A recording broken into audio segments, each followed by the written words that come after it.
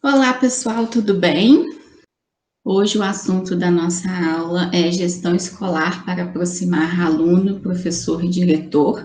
E logo de início no nosso material, vem falando como que houveram mudanças nas últimas décadas da forma de se gerir uma escola, né? Porque houveram várias transformações e dentro dessas transformações se destaca o desenvolvimento tecnológico, né? Antes o gestor ele precisava de toda uma equipe para fazer determinado tipo de trabalho e hoje esse trabalho ele é praticamente automático. Um exemplo, né, que se encaixa muito nessa fala é a parte de expedição de histórico escolar, isso na escola pública, tá? Antes era tudo manual, né? E desde 2016 houve a implantação de um novo sistema, que é o CIMAD, que é o Sistema Mineiro de Administração Escolar. E ele é uma ferramenta muito importante para essa gestão de informações das escolas estaduais. Então, basta apenas o secretário escolar, ou o ATB, que é o assistente técnico de educação básica, é um profissional também da área que atua na secretaria da escola, né? Bastam eles acessarem o sistema e tá gerando esse histórico escolar do aluno. Isso porque desde 2017 foi criado o DED, que é o Diário Escolar Digital. E nele, quem insere todas as notas, os conceitos, já é o professor, né? Não existe mais aquela história de estar passando aquela paleta, que era uma partezinha que se destacava do diário de papel, né? E está passando aquilo para a secretaria fazer aqueles lançamentos. Hoje não, hoje já é tudo automatizado. E isso também é bom porque se o aluno se transferir de uma escola estadual para outra, ele vai ter toda a sua vida escolar já no sistema. É muito mais fácil, é muito mais rápido, ficou menos burocrático essa parte. Agora, se ele migrar para uma escola municipal ou uma particular, aí realmente tem que se fazer a expedição da documentação, enfim. E para se fazer uma boa gestão, é obrigação do gestor, do diretor, acompanhar de perto o trabalho dos professores, porque ele é uma peça importantíssima no processo. E não é raro eles ficarem desmotivados, né, gente? Porque às vezes os professores têm mais desgostos na profissão do que propriamente alegrias. E mediante os dados sobre o magistério no Brasil, é apontado como que a rotina de um professor é totalmente inadequada, né? Iniciando pela sua formação. Dados do censo de 2018 mostram uma defasagem na formação ideal para estar exercendo a profissão de professor na rede pública, e isso não é correto. E mediante também, né, o baixo salário destinado a essa classe, a nossa classe, os professores, eles são obrigados a cumprir 2, 3 turnos de trabalho em diferentes escolas e com turmas superlotadas. E a carreira do magistério, ela é considerada pela OMS, a Organização Mundial de Saúde, uma das mais estressantes. E mediante toda essa situação, o número de faltas dos professores que trabalham na rede pública, ele é bem considerável. E isso atrapalha o desenvolver de uma escola, né? Tendo em vista que o trabalho ele não é realizado da forma que deveria, né? Não há aquela continuidade. E quem que vai substituir o professor na sua falta? Isso depende muito, depende do tamanho da escola, do número de funcionários. Numa escola de primeiro ao quinto ano, uma escola de ensino fundamental 1, normalmente quem vai é a professora eventual, e se a eventual já estiver em sala, a bibliotecária. Só que numa escola de fundamental 2 e médio, que já são números elevados de turmas, isso fica um pouco inviável. Então, cabe ali à direção, à supervisão, estar fazendo manobras nos horários ou estar juntando as turmas, enfim. Aí cada um tem a sua metodologia, mas, de toda forma, é bem complicado para o aluno, porque a continuidade do trabalho, daquele trabalho que está sendo desenvolvido por aquele determinado professor, não está ocorrendo. E a justificativa para esse número de faltas excessiva é sempre a rotina cansativa e estressante que vem acometendo vários problemas de saúde. E, mediante um levantamento da Fundação Vitor Tivita, as doenças mais comuns apresentadas pelos professores nessas licenças, nessas faltas, são sempre problemas respiratórios, depressão, ansiedade, nervosismo, estresse e até a síndrome do pânico. E no nosso material, nós temos as conclusões da tese de mestrado de uma psicóloga, Fernanda Bernardes. Ela menciona que a sala de aula, principalmente em escolas públicas, é um ambiente insalubre e a cada vez mais vem acometendo um problema de saúde nos professores, que é a síndrome de burnout. Essa síndrome, ela é resultante do quê? Do desgaste físico, emocional e psicológico do indivíduo em seu trabalho. Infelizmente, a realidade do cenário do ensino brasileiro é esse, né? É o baixo salário, muito estresse, salas superlotadas. E assim, eu participo da comissão de zoneamento aqui de Barbacena, né? Que são representantes da esfera municipal, estadual, superintendência de ensino, e a gente trabalha com o zoneamento para dividir essas crianças, esses jovens, para as escolas do seu município. E assim, a gente tenta fazer de uma forma correta, só que infelizmente tem aquelas questões de comparação. O pai quer que o filho estude em determinada escola, e o diretor, ele quer manter um número considerável de aluno, porque se ele ter número X de aluno, ele tem um número X de funcionários. É bem complicado, só que desde o momento que eu entrei, já é o terceiro ano que eu estou nessa comissão, eu sempre falo, cuidado com o número de vagas que vocês vão disponibilizar, porque é extremamente desgastante. Na minha escola já teve uma época, eu não participei nessa época da comissão, que foram disponibilizadas 35 vagas de alunos de primeiro ano.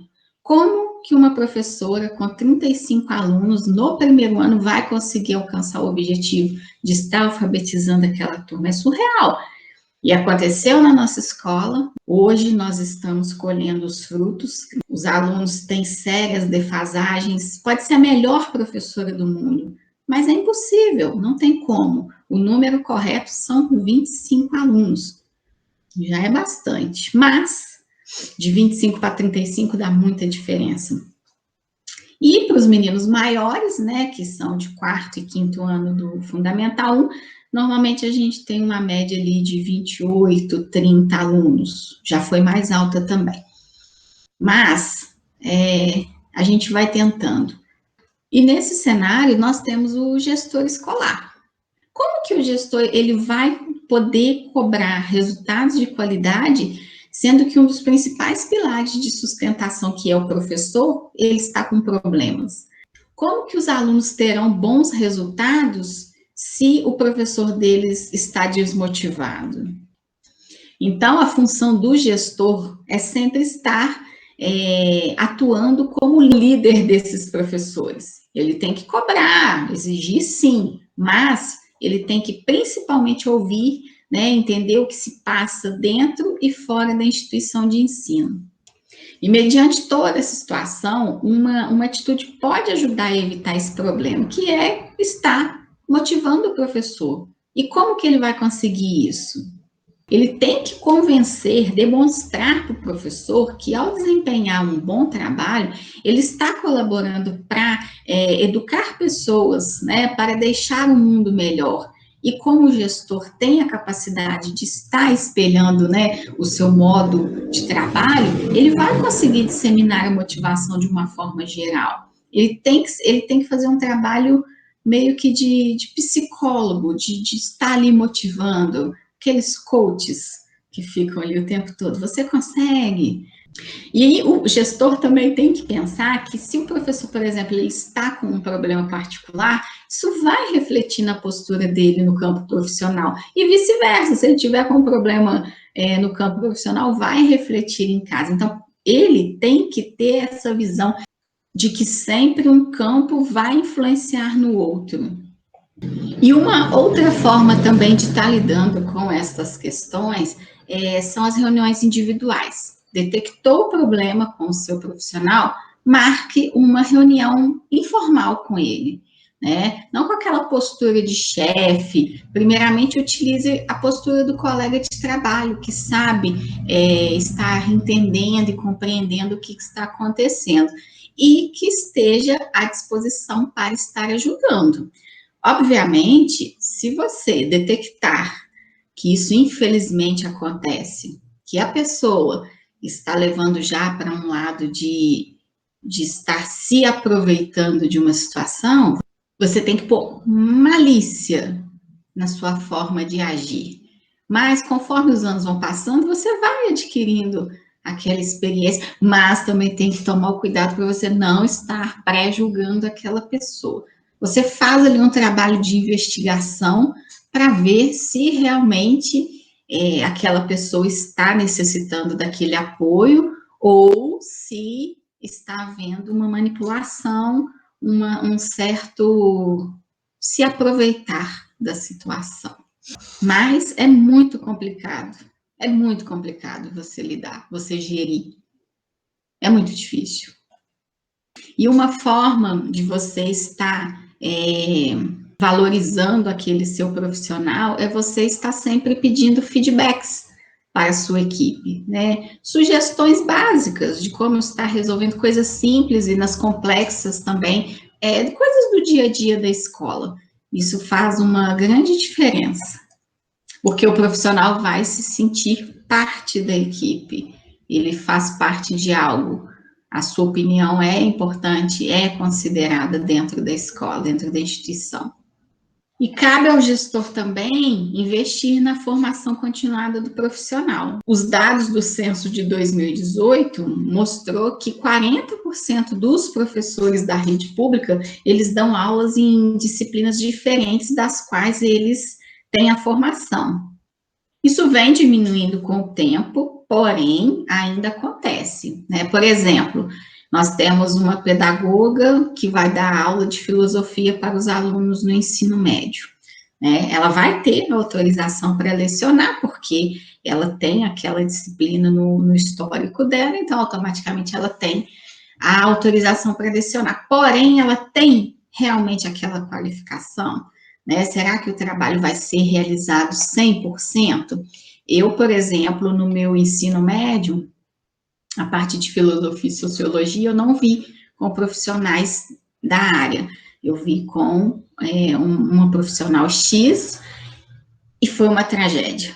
Eu tenho pavor de filosofia e de sociologia, errado, porque são conceitos muito importantes que nós levamos para a nossa vida toda, e após muitos anos, né, meu irmão veio a formar em filosofia, e aí ele conversando, explicando sobre determinados assuntos, eu lembrava dessa professora me falando o mesmo assunto, mas era totalmente diferente, era uma forma muito mais aprimorada de se falar e muito mais interessante.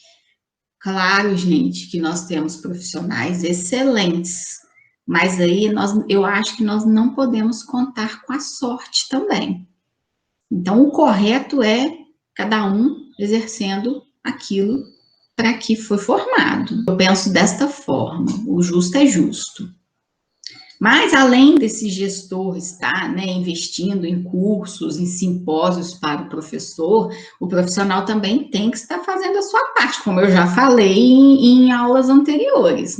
Existem cursos gratuitos, de excelente qualidade, de empresas renomadas aí, e que a gente pode estar fazendo sim. Porque nós precisamos cada vez mais aumentar a nossa qualificação. Nós temos que ser os melhores dentro daquilo que a gente faz. E seguindo a nossa linha de como o gestor deve fazer para estar aproximando professores, alunos, enfim, estar unificando a sua escola, uma questão muito importante é estar reforçando os laços entre os professores. E como que ele vai fazer isso? Nas reuniões pedagógicas.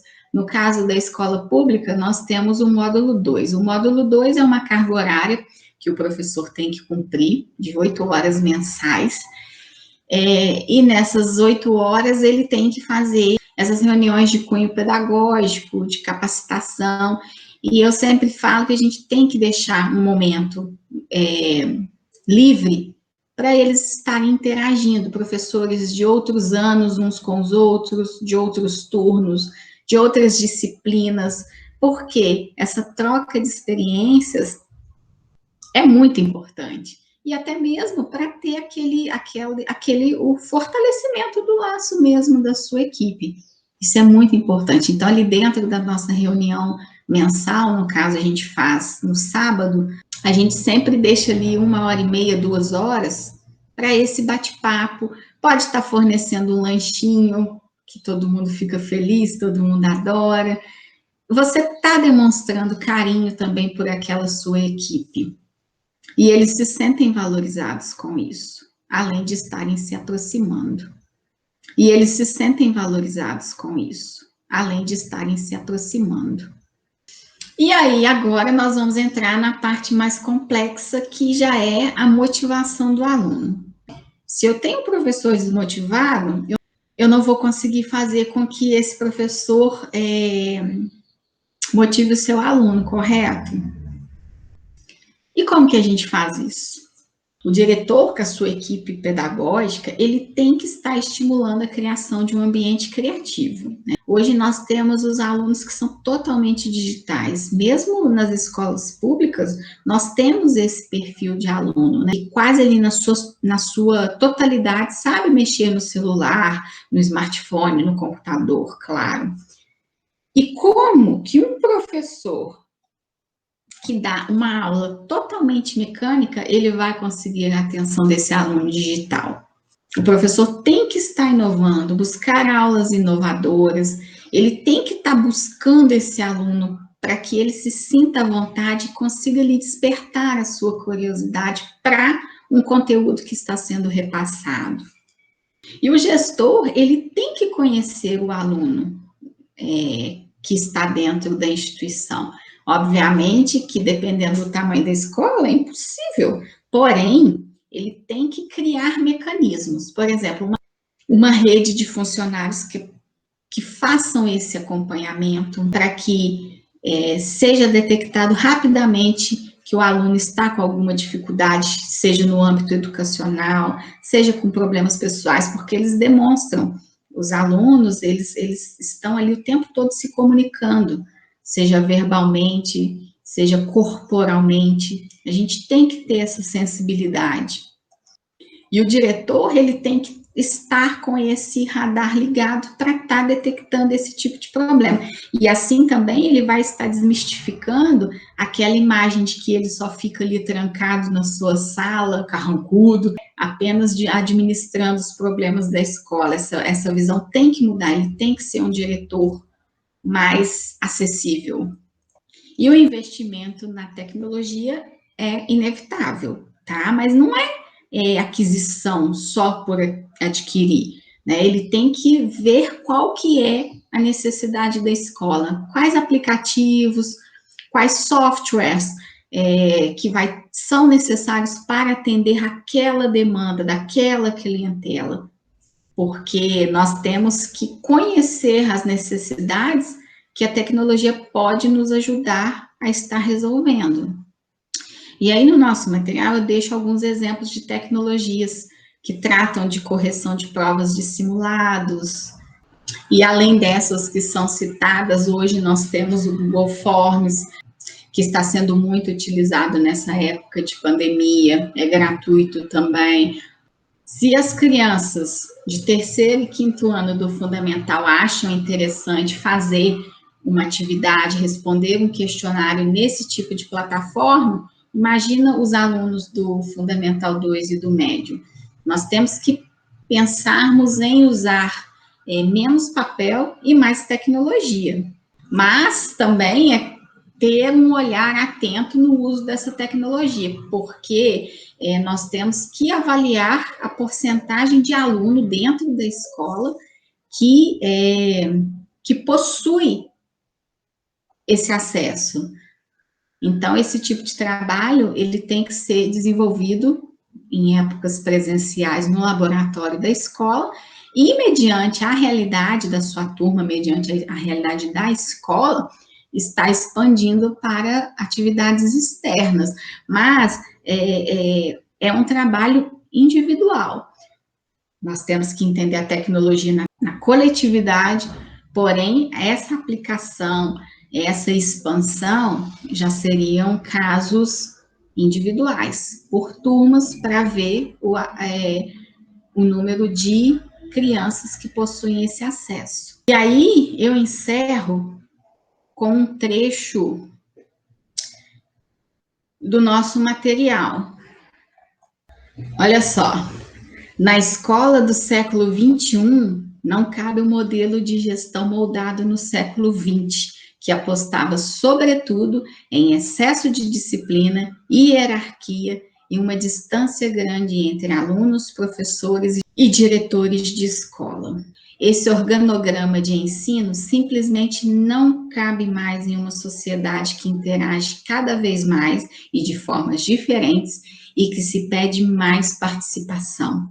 Ou seja, viva a gestão democrática. É o que a gente vem falando esse tempo todo, é o que tem que ser feito, uma gestão democrática. Ou seja, para você ser um bom gestor, um bom diretor, você tem que se espelhar nos métodos da gestão democrática.